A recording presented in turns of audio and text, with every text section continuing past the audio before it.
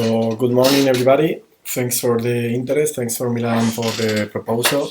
I'm gonna share very briefly some of the measures and programs that we have activated in Barcelona related to food and the management of the COVID coronavirus crisis.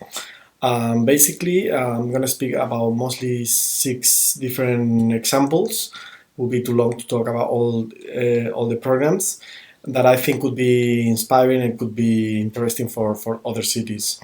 One of the first things I would like to share is that the main objective was to address new food needs within the context of COVID. So in general, the food supply was working well. We didn't have any main evidences that there will be a major problems in terms of general supply of food, but we will identify in some concrete groups of population that will have some difficulties to get food supply, at least to get food supply without getting themselves in a high risk situation. So that we create a coordination group among a lot of different areas of the municipality. Health services, social services, trade and markets, assistance, telephone, communication, participation, and of course food policy, so that we can follow what was the food situation in the city, food supply in general terms, but also these specific groups, people over 70 years old. Then people with social and economic vulnerable elements. One of the main things we did was Barcelona municipality, Barcelona Council, we create a website for all the information related to coronavirus period. It was called Barcelona desde casa, Barcelona from home. And they have a lot of different categories, but one category was related to food. And that's where we said we put all the information related to, first, how to act on how to use supermarkets.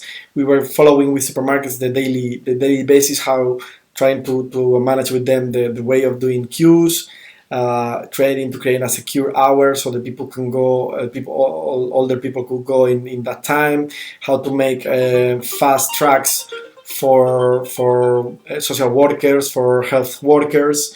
Then another, within the social services, I will talk about mostly 2 programs. One program is what we call àpats a domicili, which means already cooked food that we deliver to the houses of people with mobility problems, normally old people. And we have more than double this service during the crisis, or reaching the 2,000 people. And then another very important program that was very specific for this moment, we make a big agreement with some food companies and some agricultural cooperatives, the wholesale market, the national post company, and all together we create a program. We call it Cistelles contra el COVID, baskets against COVID. And basically we were putting 20,000 baskets in houses of people with over 70 years, chronic diseases, or COVID illness. Basically it was like more than 220 tons, and we with municipal officials, volunteers, we were calling to 20,000 houses where we have identified there's over 70 years old people with low income and all other characteristics, and asking them whether they were having support to get food supply. More or less, we were covering the 2 weeks for all the people who was participating in this program. Apart from that, we have a lot of social places where people can go and get food, either eat themselves over there, or so especially for homeless people, or they can get a basket of food and bring home. So in total, I think almost 70,000 people in Barcelona were getting some kind of food health. And also we were doing for the people who, for all the children that has like free food on the school. We were, and they were, because the schools were closed. We distribute 32,000 cards, so the people can buy in the supermarkets with this card for the amount of money they will have saved if the schools will have been open. Also, together with the wholesale market of Barcelona, which is Mercabarna, one of the biggest wholesale markets in Europe, especially for fish and vegetables and fruit.